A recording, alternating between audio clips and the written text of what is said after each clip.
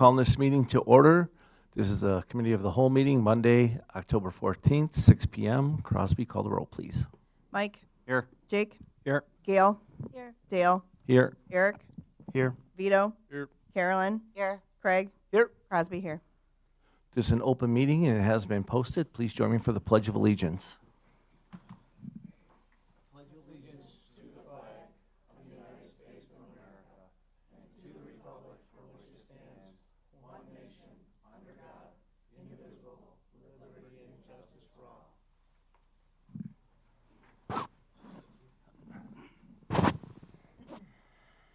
All right, up first we have our presentations, the Mukwonago High School Student Report. Welcome to our new student council reps. Good evening, my name is Katie Schwar and I am a senior at Mukwonago High School. I am also a member of the student government. I wanted to start off by saying how successful our homecoming week was. We had an increase in homecoming ticket sales across the board. Our dance was well received by the student body. And in addition, we had multiple clubs, organizations, and including the teachers, help decorate the school and get the school in spirit for the game. Along with this, we had an increased participation in student and club involvement for Spirit Days as well. So across the board, we had an exceptionally beneficial homecoming experience. Thank you. Hello, my name's Sammy Weebelhaus, and I'm a junior at Mukwonago High School.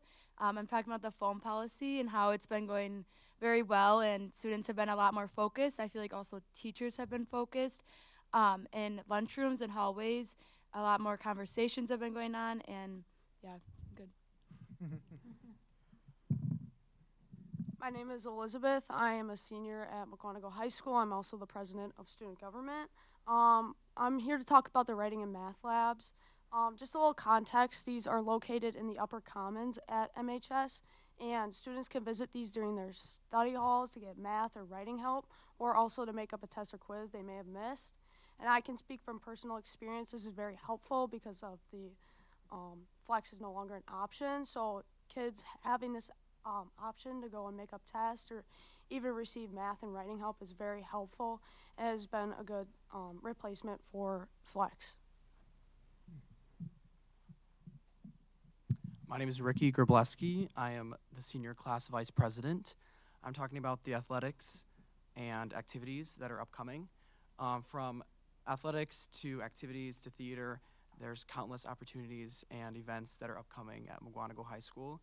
I encourage all of you to come to one of these events, to football, to theater. They're so much fun. The enthusiasm that we have for our school, it's just so much fun. And I'll be going to this upcoming football game, and I hope to see you all there. So. Nice. And then to finish things up, this year we are very excited to announce that we have a female flag football team starting their inaugural season. And that's a new opportunity in athletics in Mukwonago and across the board. Further, we have a lot of students achieving academically. Specifically, we have 3 National Merit Scholars due to their scores from the PSAT. That would be Will Berger, Zoe Passerb, and Adam Whittier. And in addition, we had a lot of their juniors, 47 of them, take the PSAT, and they have the opportunity to show the world what Mukwonago is made of with their scores coming soon. Thank you. Thank you. Who's the first game against for the flag football? I'm not sure. Right now, we have 36 girls signed up. I'm not sure if we have any like games or stuff like that set up yet, but up and coming. This upcoming Sunday, they'll do multiple games, so there'll be like 4 different teams. It's like Muskego, CMH, Kettle Moraine, I believe. They're just we'll do 3 games per Sunday. They're on Sunday afternoon. That's awesome. Well, good luck. Thank you. All right, up next we have citizens' comments. So the public comments, Randy, we're gonna bring it up during the finance and facilities agenda, if that's okay? Okay, thank you. Okay, we're going to move on to consent agenda. Approval of the school board meeting minutes of September 30th, 2024. Are there any questions or comments? Hearing none, that's approved by consent. We're going to move on to recognitions. Employee of the month. So each meeting going forward, we would like to take the opportunity to acknowledge a staff member in our district. We have the Rotary that recognizes Teachers of the Month.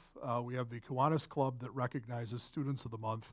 But we have a tremendous amount of people who work in our school system that do a great job for us on a day-to-day basis. So at each meeting, we're going to be bringing forward a staff member, Employee of the Month. And our first nominee tonight is Mike Hamilton. And his nominators said, Mike is such a fantastic employee at MHS. He's a constant presence by greeting students in the morning, being a visible presence in our hallways, lunchrooms, and classes. He's able to develop relationships with students while also holding students accountable to school rules.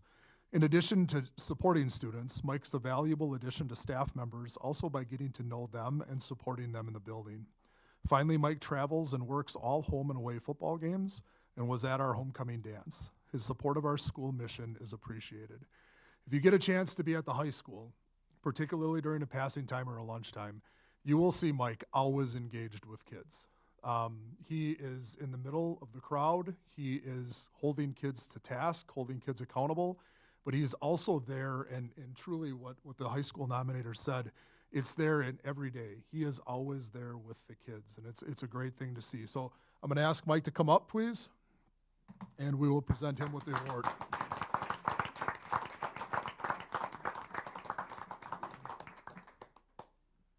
Mike, do you want to say a few words? Mike? Zach Ortiz is requesting you to say a few words. Is that right, Zach? Mike, thanks for all you do. The kids really like you a lot, even though your relatives don't, I heard. Another thing, Mike, you and your cohort, Chris Walker. Chris has been, the voice of the Indians for 20 years now, correct? And on Friday nights, there's a big team that makes that machine run on Friday nights, and you are part of it for sure. So, no, thanks for what you do. Congratulations and thank you.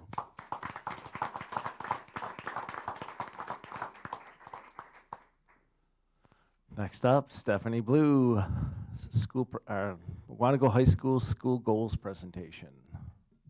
Welcome back. Thanks. Good to be here. I want to tell you just one really quick story about Mike that I think illustrates just how phenomenal he is for our building.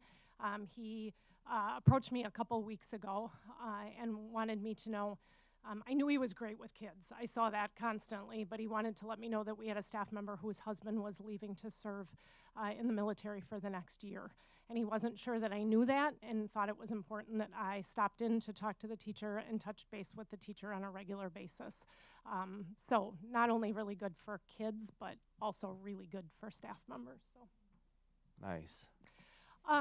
So I'm here today to present on our 2024-25 school goals, really boiling them down to two, what I consider to be pretty simple, but complicated goals all at the same time. So our first one is that we are on a drive to hit a composite score on our ACT of 22. I am really, really excited to present on behalf of the staff last year that they started moving the ACT in the direction last year.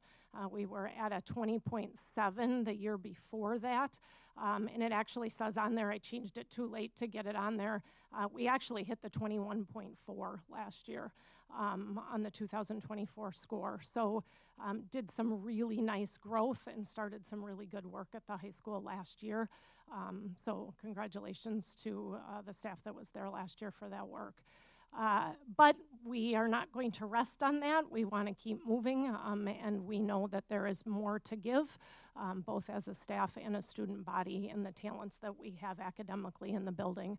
And so this could be a one-year goal, it could be a two-year goal, or it could be a maximum of a three-year goal.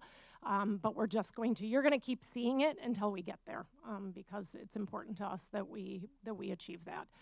And so a few of the action steps, well, first of all, it's connected to our strategic goal because we also had, as a district, the strategic goal of 22, so we just took that on. And again, instead of doing steps on the way, trying to figure out where we were gonna be, we're just gonna keep saying 22 until we arrive. In addition, it also connects, there's a strategic goal in the district strategic goals about our SLOs being connected to our school goals. And I believe strongly to get us there that our SLOs are going to need to be connected to that. And that's, remember, every teacher in our building creates an SLO every year, which is a SMART goal that is about where they're going to move their own students toward. So some of the work that we're doing in the building, I have been doing since August, we'll continue to do. We're working on becoming much more data-driven at MHS, that we are actually looking at our data in the classroom and reacting to it a little bit more, and that we're collecting data in different ways than we have in the past. So we spent about 2 hours in August actually class lists in front of teachers having time to dig into EduClimber and really look and see the kids that they were going to have this year, where those kids are at, which kids potentially are in our target group, which kids struggle a little bit with their reading skills, so we could hit the ground running with them all at the beginning of the year. And so we're using data a little bit differently. Our group, like all of the buildings in the district, have weekly CLTs. We are making a commitment as an administrative team to be there in those CLTs. So if you look at our calendars, it's on there. So we're with and these are the PLC, what we call our PLC groups at Mukwonago High School. And so administrators there, our coaches are coming to those meetings, our special ed teachers are coming to those meetings, and we're really digging around looking at student data, creating those common assessments that I've talked to you about for years, and making sure that we are giving that opportunity to kids. The SLOs, so we are in the process in October, like all of the schools in the building, of meeting with our teachers who are on summer year and taking a look at all the teachers' SLOs and having discussions on that. We're using formative assessment differently, so we're having Professional Development Day on October 24th. We are really digging into our use of formative assessment, and formative assessment are just the daily, really, things that we're doing to figure out if kids are growing and learning. We still are not happy with where we're at the high school with student growth in the building, and that's just simply when we get them that they continue to show a trajectory of growth academically. And so we believe that one of the ways that we can get it there is with our formative assessment. We're working on student goal setting, so every junior in the building set a goal for themselves for the ACT this year. Research would very clearly show that students need to be involved in that goal setting and need to have a say and need to be aware of those goals. So we had an advisory this year where our students looked at where they were at in their pre-ACT and then set a goal for themselves with the ACT that we'll return to in the year. And then finally, parent communication throughout the year that we think will be helpful to that. So we just sent out something today, a little bit different maybe than before, asking parents, sending to parents how to get into their students' grades if they haven't been in there yet this year, and then reminding them when conferences were and inviting them to conferences if they like what they see or don't like what they see, but they'd like conversations with the teachers. So that is our goal 1. Questions on that? I just wanted to say this year compared to last year, teachers contacted me in the high school, like individual teachers, about my son has been fantastic this year. Wonderful. So very much appreciative of that. That's great. School goal number 2 then.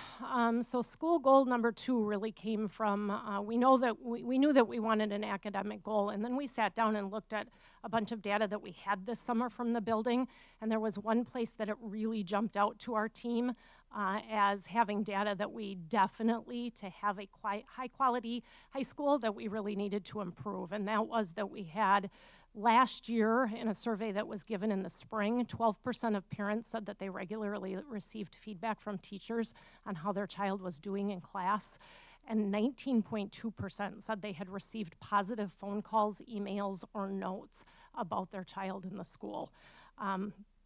not acceptable. We definitely can do better than that. And so we set a goal of 50%, which I'm going to tell you I struggle with because that's not good enough either. But we also want to make a goal that we feel is manageable and that we can make steps towards. So I hope we blow that out of the water when you hear me speak to it at the end of the year. But that's where we're sitting right now. I do feel that that is very connected to our school goal of also or the strategic goal of trying to get to the 22 and the goal regarding our target group getting where they need to be. Again, our target group being the students that are academically achieving in the 25th percentile or lower in the building. We have to be in communication with those parents in order to get kids motivated and continuing to learn at the high school at that level. And so I do believe a communication goal is in many ways, if done right, also an academic goal in the building. So some of our action steps there, we actually set up all of our grade books the same this year at the high school. I think grade books were really confusing for parents to look at. I'm not saying that the language we're using right now necessarily is going to be clear to parents right now, but we're going to do the work in the course of the year so parents understand. So we all, the grades now are all broken down into a practice category, a formative category, and a summative category. And we move towards every grade book. I know I'm a parent in the building too, and it's nice to be able to open up the grade book and have apples talking to apples a little bit more than what we've done in the past with grades. And so we're hoping that that will help. Gradebook update communication. So again, as simple as we're sending out reminders to parents to please check their children's grades. Some of you live on that. You get the updates on IC when the grades come in and you're texting your children. Don't text them during the day. You're getting a hold of your children. You're getting a hold of your children and saying, hey, I see you're missing an assignment. Why are you missing an assignment? And some parents just simply don't check that much. And so we're trying to get more communication with parents so we can engage parents differently than they have been the last few years. We moved the newsletters that go out to parents from monthly newsletters to weekly newsletters. Gotten some really good feedback that way. People can look into them as much as they want, but we're trying to make sure that parents aren't missing out on important things that are happening by sending out those weekly newsletters. We are also asking that every teacher in the building make positive communications with parents. We have a logging tracking sheet where we're keeping that and trying to make genuine positive communication with parents about their children. And then finally, we implemented this year, which I'm really excited about, freshman conferences. So our counselors in the building, Craig, I'm thinking back, I don't know, a few years ago, I remember you had shared that you had bumped into somebody in a grocery store. It stuck with me, and that the parent had said, like, I don't even know who my child's counselor is. And we have really hardworking counselors. That was frustrating to them when I shared that story. But we decided, many schools do a junior conference, so they bring in their juniors when it's time to start thinking about colleges or careers. We decided to move that to freshman year, so there is a contact point. Parents are coming with their children. They're half-hour meetings, and the counselors are meeting with every parent where we're trying to set up, this is what you should think about in high school. These are the things we want you to think about. They're getting a nice folder with handouts in it of things they can go back to later, and we really feel that that will help communication in the building, it'll help behaviorally in the building, it'll help us get to know students right away, and then it will help our academics in the building too. So those are our two goals. That's where we're going to spend the bulk of our time if you're in our building on a Wednesday or on our professional development days. This is what we're doing. How many students does a average teacher have? That's a really good question. I really think it depends on if they are a core teacher or an academic, or or an elective teacher. That's really going to vary, but I would say, like, let's say a math teacher in the building. A math teacher in the building could have right around probably 150 students. That's a lot of 150 to 180 students, depending on what they teach. That's a lot of parents to communicate with. Well, we're not asking that they do all 150 to 180, but they are they're reaching out and we're logging. So really what we have to shoot for as a whole building is 1,584 positive communications. I like a lot.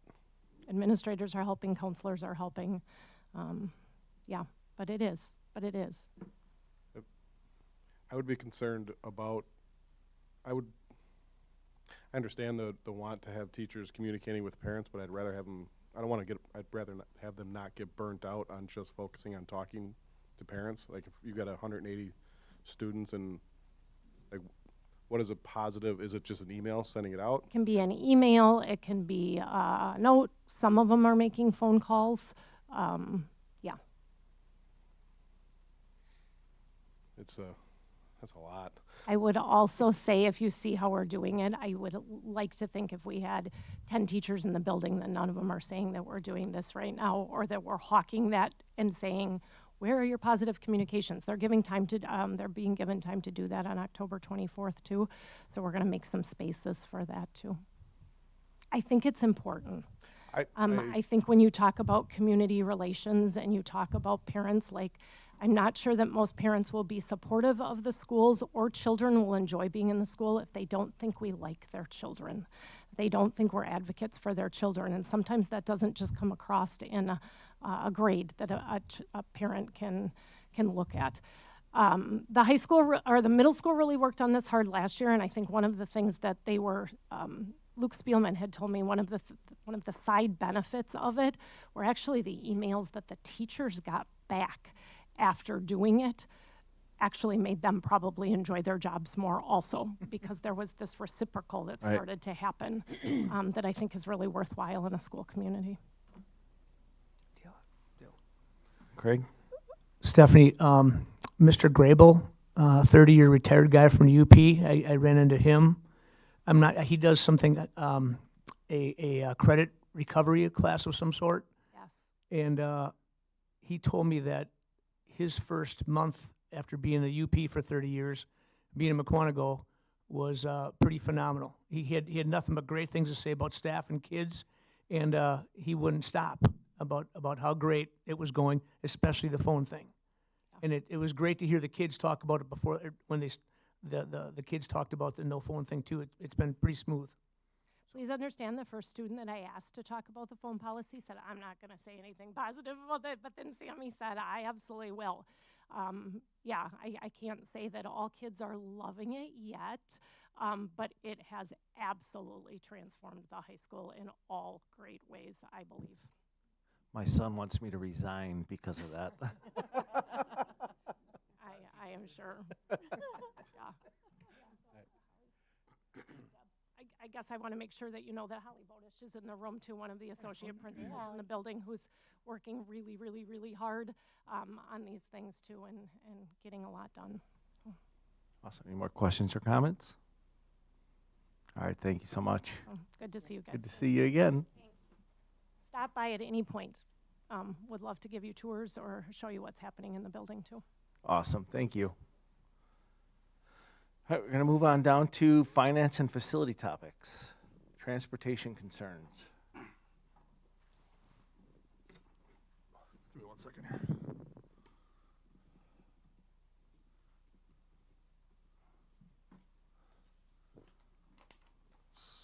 So this evening, as was presented 2 weeks ago, we have some transportation concerns that are coming forward.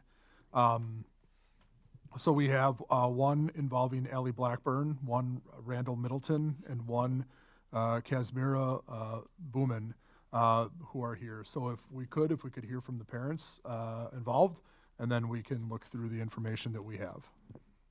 Sounds good. Joe, you have the names handy? I do. Allie Blackburn. Randall Middleton. We could hear from Mr. Middleton first.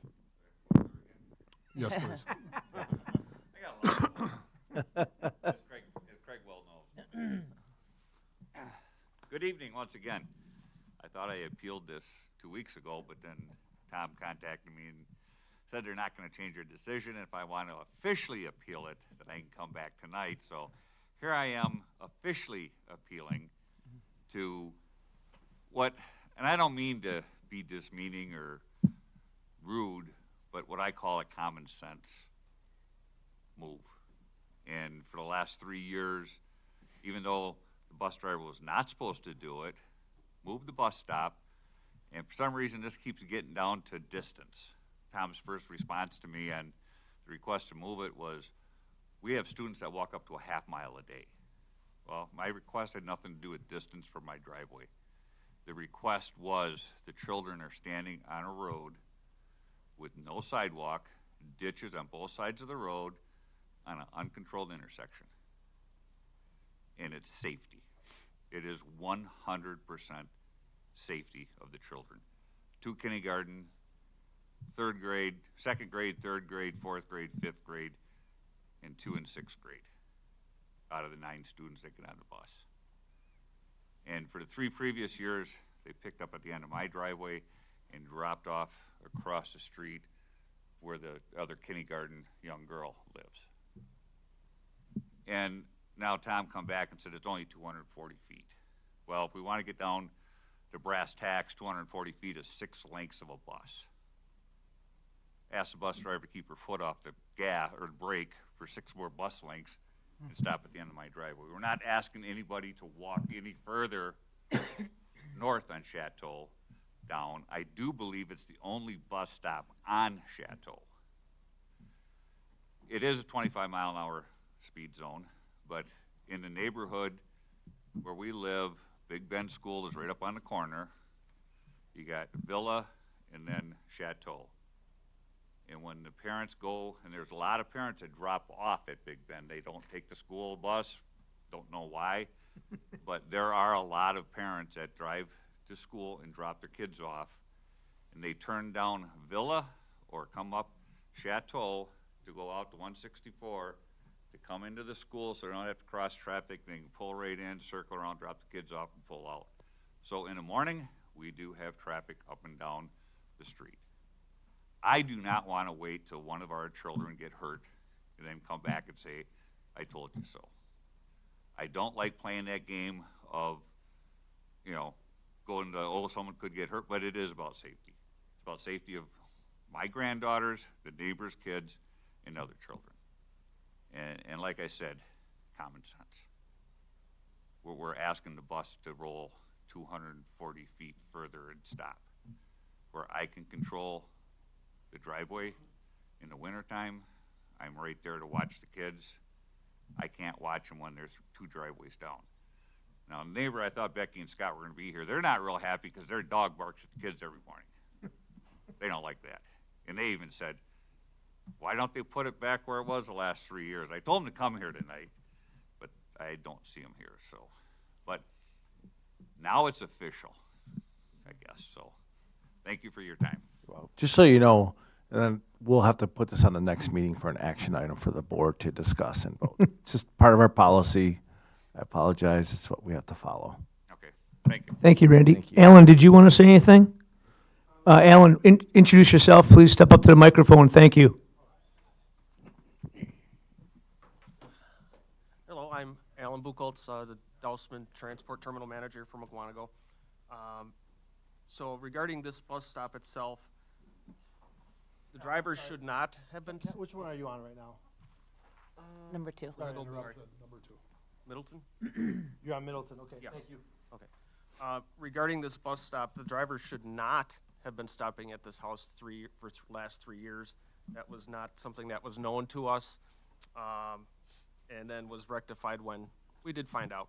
And so the stopping at the corner of Chateau and Woodbury on the cul-de-sac there is a very common type of stop we use. We do not typically stop at driveway stops unless you're on, say, Highway 83, NN, 55 miles an hour, 45 mile an hour kind of situation. So this neighborhood is no different than many of our neighborhoods, particularly, they'll say Field Park subdivision over here. There's no sidewalks. Students walk to the corners for those bus stops as well. So in our view of putting or changing the stop and moving it officially to the cul-de-sac, it does not, or it conforms with most other bus stops throughout the district. So in our opinion at the bus company level and coming up here and you know, also relying on school district, I don't want to say just quote policy, but general practices with bus stops, this would not be an unusual stop to be at the corner of the cul-de-sac there. Any questions for Alan? I do. Craig? So, Alan, the bus is currently stopping right here. Correct. versus right here. Correct. And those 7 kids are the only kids in the subdivision that, how many other kids use this stop? I believe a total of 9. There's one there's always more students listed than ever use the bus stop. Right, understood. So I don't know exactly how many other students are listed at the stop. I believe one other student comes down from a house a little bit, if you want to say to your right or northeast. I believe one student comes down from up there, one of those 2 houses up there. No, they don't. They don't ride? No. Okay. But they're on the list that Correct. could ride if their parents didn't take them to school and then mess up Randy's front yard. Correct. Okay. So what Alan, I heard the words unsafe. I don't know what unsafe means, but It's no different than any other of our stops as far as what the criteria that we use for putting bus stops at corners, typically, again, not at driveways. It's winter, or Wisconsin, it snows. You know, speeding cars through the neighborhood, that would be a police department situation where they'd have to call the police. I mean, we've reviewed similar type things with this, and I don't want to just cite policy just to sound kind of mean, because that's not what we're trying to do here. We're trying to be consistent with our bus stops throughout the district. And like I said, the driver should not have been making an extra stop, but was, and now is not. I thought you guys were going to be done with this by the time I got here. So. We were waiting for you. All right, is that on? Go ahead, Crosby. So yeah, I guess, you know, as Alan, as we talk about the word unsafe, really, you know, there's no bus stop anywhere ever that's completely immune from all things. There's always a degree of risk the moment you leave your front porch, whether you're in a car, you're walking somewhere. So is it perfectly safe? That doesn't exist anywhere, but it's a common neighborhood. We have most of these. This is a solid neighborhood we have throughout the district. The neighborhood I live in, no sidewalks, no lighting. In the directions I ultimately get from you guys is that when somebody asks for curbside pickup, you know, we design the stops based on where kids are coming from. We don't know who's going to use the stop year to year when these things are designed in August. It isn't until the year actually unfolds and we see where things are at that we know how what the utilization of the actual bus stop as it's implemented. So we left it as is for right now, and it's your call to change it if you like. Crosby? How would moving the stop make it more safe than where it is currently? Does it change anything really? So I think the logic behind it is mostly in the wintertime. So in the summertime, it's fine, or in spring and fall, it's fine because the snow's not packed up. But if we get 3 feet of snow and they plow, now the kids have to be in the road. So what he's saying is it's safer because he's going to keep his driveway clear, as opposed to the kids going out to the corner where the plow trucks just do what plow trucks do, and then the kids have to stand out in the middle of the road and then hope that they don't get clipped by a car driving by. If I got that right. Correct. So that answers your question. I guess I would add at this regarding this stop as well as being that the stop is at Woodbury Lane, they do not have to stand on Chateau. Mm-hmm.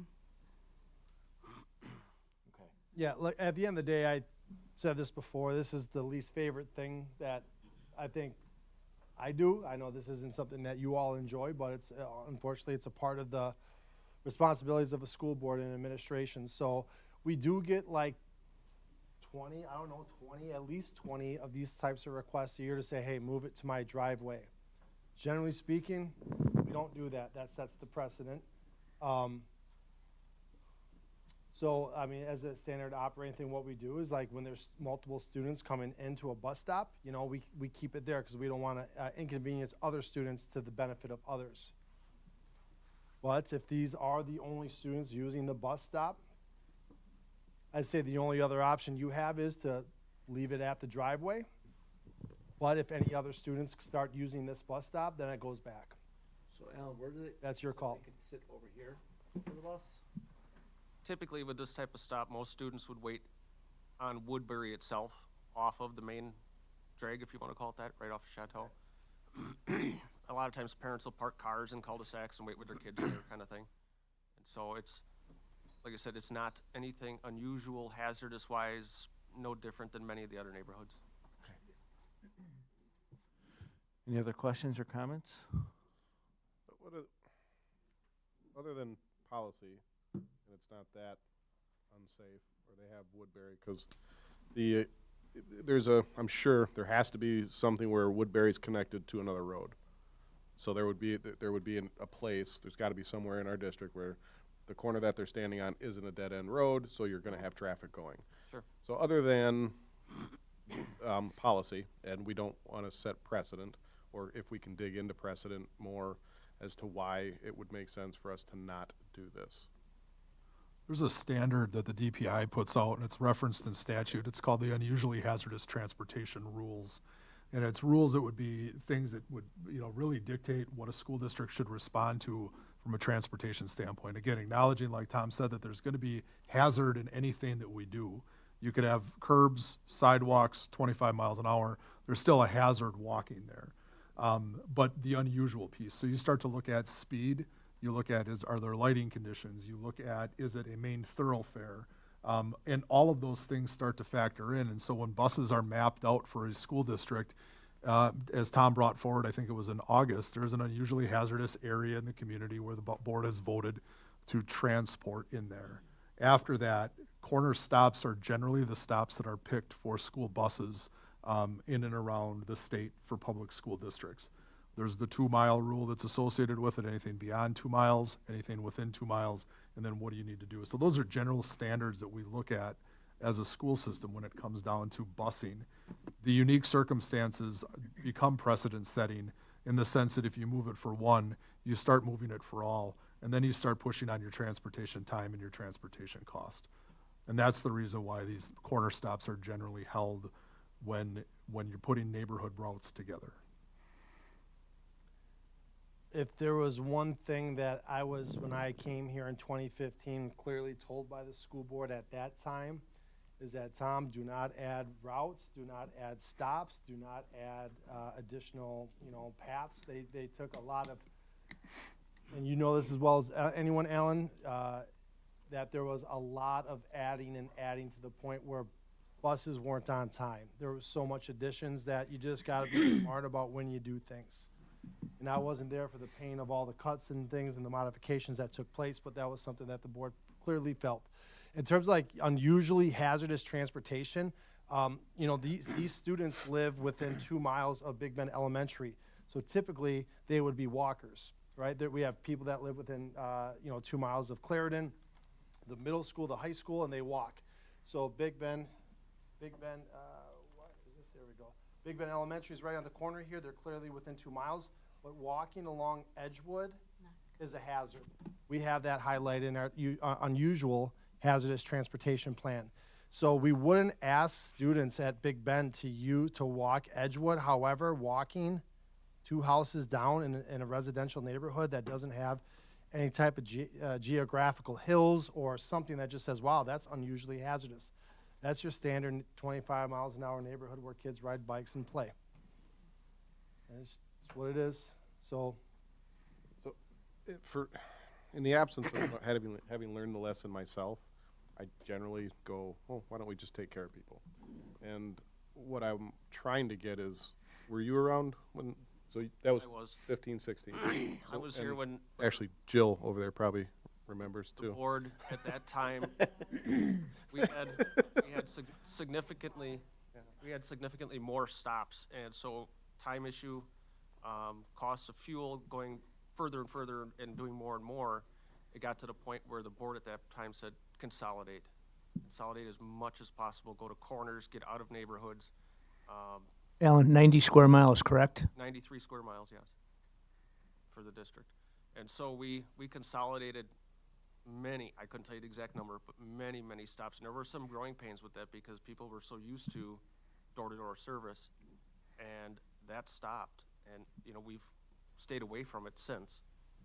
But that's, again, a direction from the board, what you guys want us to do. Well, I think the issue is that none of us, without you getting into the specifics, like I can hypothetically think of one thing, like if he moves, Yeah. like it's all great, everything's all well and good until he moves, and he could move in 6 weeks, and now we have a set spot where all the kids show up to, and the next person that moves into that house doesn't want all these kids showing up to their driveway because it's not their grandkids. Sure. But that's where the stop is. So now we have to make a move into something. that may have happened, That hypothetical, has right? happened, yes. Exactly. So without hearing all those things, that we don't, like, we need to know the whys not to. Sure. So that we can learn these lessons without having to go through them. Otherwise, my gut tells me, oh yeah, it's 240 feet. Sure. So that's what I'm trying to get, is those lessons, all the weird things that Jill knows in her head. Any other questions or comments? Okay, thank you. Are we discussing the other two? What's that? Are we discussing the Yeah, other? we have more. Okay.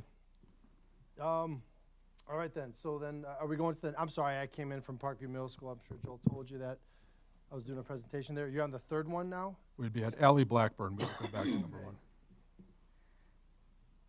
right, just bear with me for a second here. All right, so the Blackburns. Let me just see here.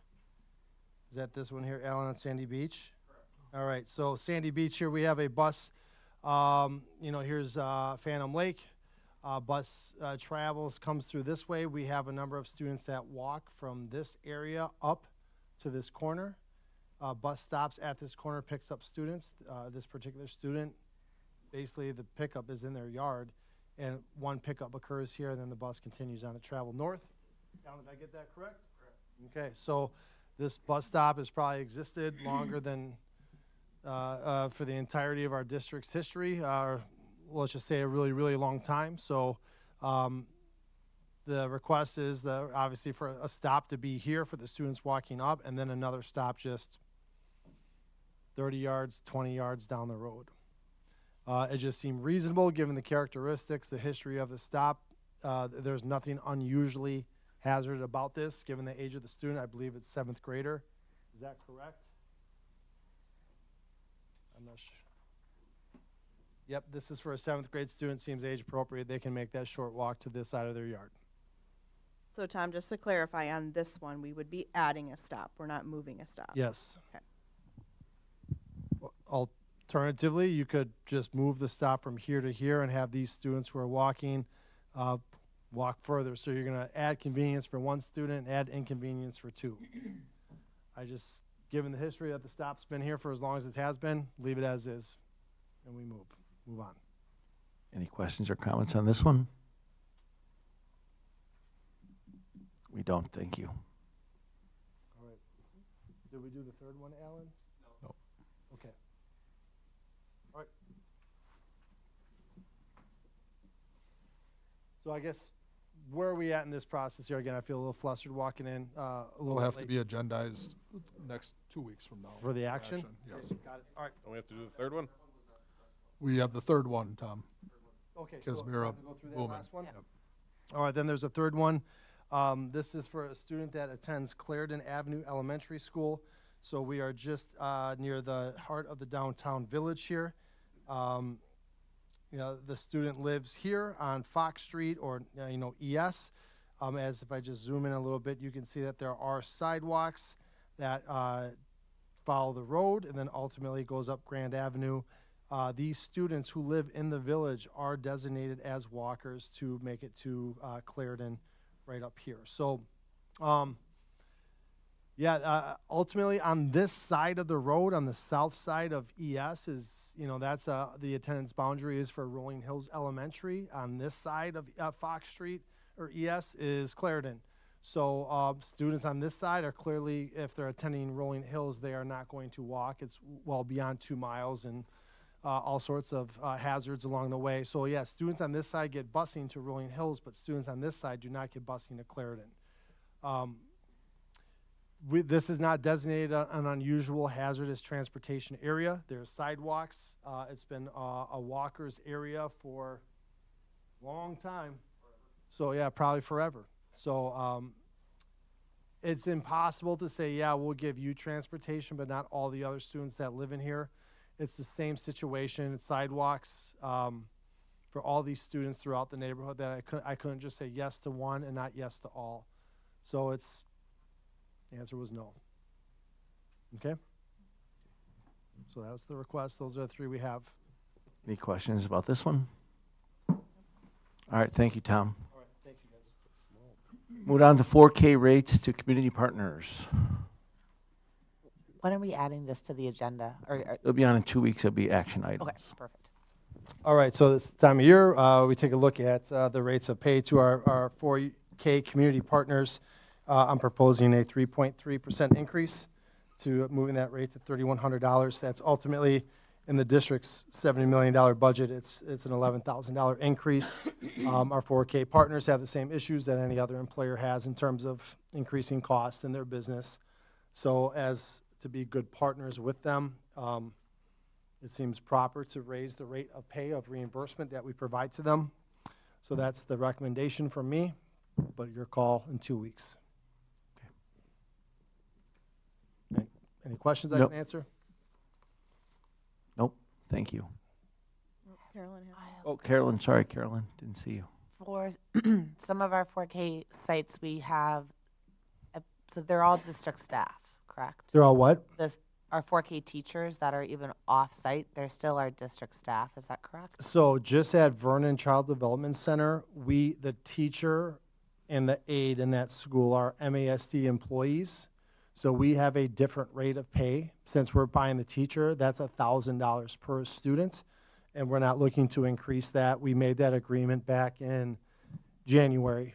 So it's really, this proposal would be for Kids Connection, Chapman Farms, Kids Connection, Rivercrest, and the YMCA.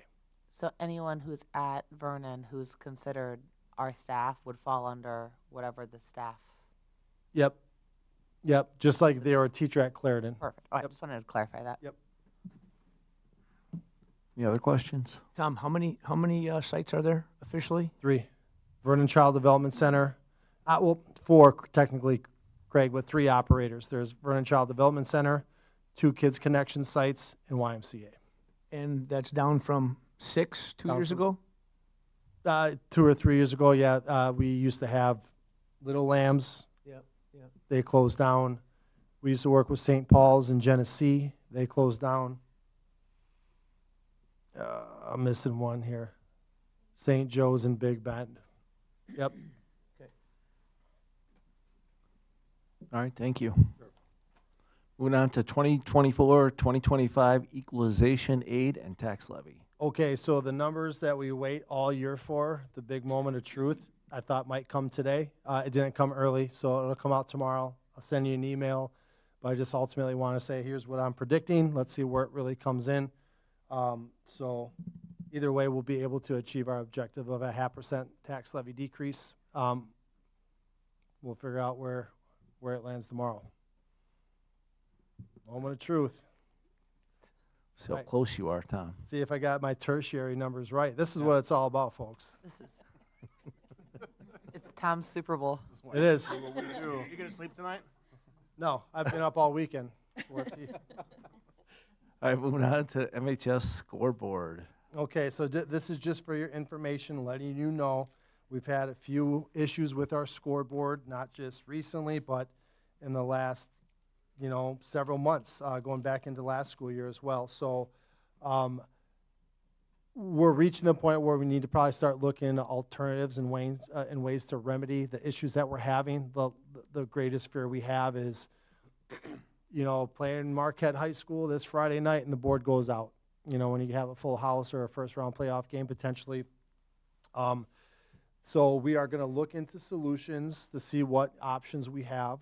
We'll bring back options for you to consider, but just notifying you at this time, the scoreboard is having more issues than we're really comfortable with.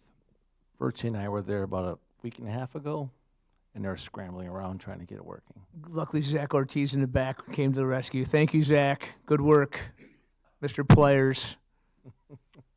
Awesome. Any questions about that? Jake? How old is this scoreboard? Craig, you might know better than me on this one. We had it when I played, 83. No, dude. The scoreboards weren't invented when you played high school football. It's old. It's old. The hand. Yeah, they still had like. Yeah, it's well beyond. Fenway Park. Sticker. I think it's probably close to 15 years. I think it got installed somewhere around 2010. So Guess I'm not totally well versed in what the life expectancy is, but this one has certainly kind of given us concerns, so, Thank you. yes. Definitely out of warranty. What, is this a fund that this would come out of? We need a new, I have follow-up questions. So this not being a building, right? This is kind of a piece of equipment. This would be general fund. So this is something that we would probably identify for use for fund balance, but there's a variety of things that we've considered in looking at what other surrounding districts do. Those are prime spots for sponsorship, so I think you ultimately find a lot of community interest in having this bill paid for by others. That isn't solely district funds. Have we thought about auctioning? Semper Fi, I mean, think of all the business they might get. Have we thought about hosting a dinner and auctioning the scoreboard off to local businesses that might want to advertise on it? So we'll take a look at what the options are, and we'll bring you some more information. Just wanted to let you know where it's at right now. Okay. If we go down that road, we got to make sure you can still see the score from parts of the bleachers, because there's certain stadiums you go to, you see the advertisement and you can barely make out the score. Serious. I mean, when you think about it, look at Muskego. It's hard to see the score if you're at a certain part, but you see all the advertising. Well, Semper Fi wants to get paid back. There's no doubt. Eric? Is that something that we get FOMA involved in, potentially? I'd like to say, yeah, I can't speak for FOMA. I can't speak for the Mukwonago Braves, though, that I think we were partners in prior projects with the turf installation. There's a lot of community groups that would probably certainly rise to help. I like to think that FOMA would be interested if they have the energy to help out with that. So, yes. Water softener salt. Order some, dude. Any other questions on the scoreboard? Dale? Right, Vito, the Booster Club has the water softener sale going on. They'll run the bags right in your basement, so if anybody's looking for that, Jake Crosby, order it up. Thank you. All right, thank you. Moving on to action items. Hires, retirements, and resignations. Do we have any? Yep, so we have one recommendation for a hire, Justin Edwards, who is being recommended for a limited term contract, a special education teacher at Prairie View Elementary. I'd like to make a motion that we move forward with the hires of Justin Edwards. Second. We have a motion and second. Are there any questions or comments? All those in favor say aye. Aye. Aye. All those opposed say no. Motion carries. Moving on to definitions. Yeah, so last meeting, we brought forward the personal communication devices, and we needed to clarify in the PCD policy that the items are non-district issued. So we have that clarification, and that is what we're bringing forward for approval tonight.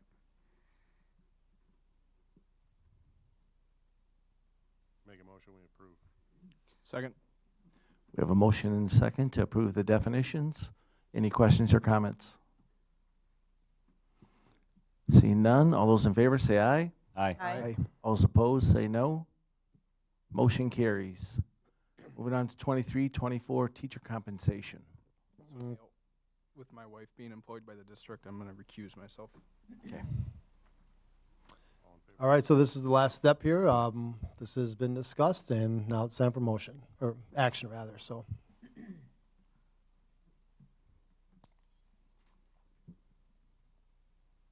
Bueller. You guys have any questions about anything at this time? You have to make a motion first. I make a motion that we move forward with the teacher compensation to take place starting on Friday, October 25th. Second. We have a motion and a second. Any questions or comments?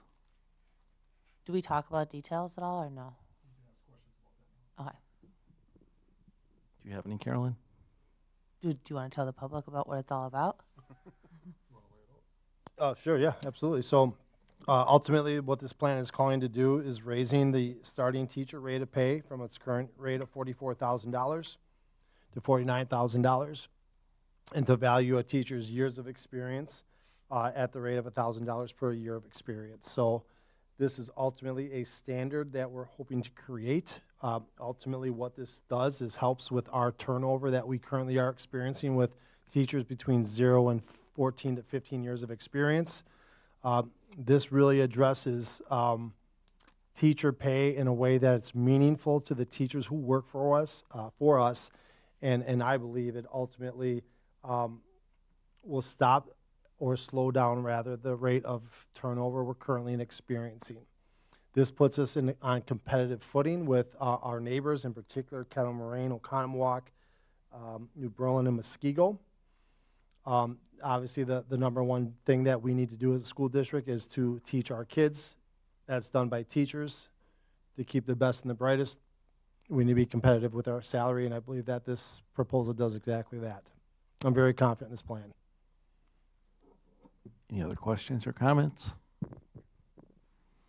All right, we have a motion and a second to approve the teacher compensation. All those in favor say aye. Aye. Those opposed say no. Motion carries. All right, up next, we have our executive session. According to Wisconsin Statute 19.85, we are going to be discussing the performance evaluation of the superintendent, strategy and procedures of school safety, and student-specific disciplinary data. I'll make a motion to move into executive session. Second. We have motion and second. Roll call, please. Mike, Yes. Jake, Yes. Gail, Dale, Yes. Eric, Yes. Vito, Carolyn, Yes. Craig, Here. Crosby, yes. We'll take a 5.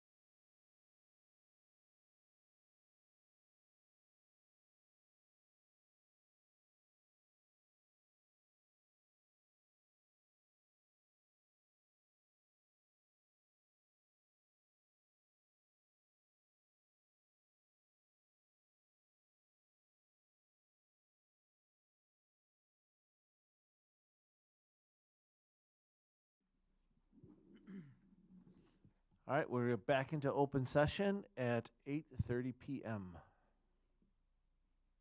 And we are going to take action on things we discussed in closed session. I would like to make a motion to approve items discussed in closed session. Second. We have a motion and a second. Any questions or comments? Hearing none, all those in favor say aye. Aye. All those opposed say no. Motion to adjourn. Motion carries. Motion to adjourn. Second. Have a motion and a second. All in favor say aye. Aye.